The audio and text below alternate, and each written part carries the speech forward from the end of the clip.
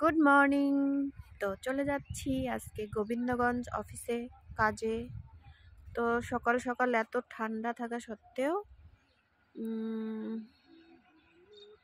হার মানিনি, প্রচণ্ড ঠান্ডার মধ্যে চলে যাচ্ছি।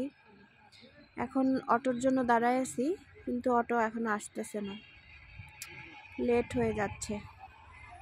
তো এই যে রাস্তা, গাছ,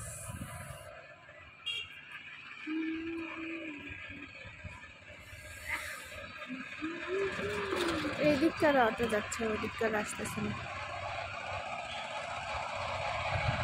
চলো চলে মিতবা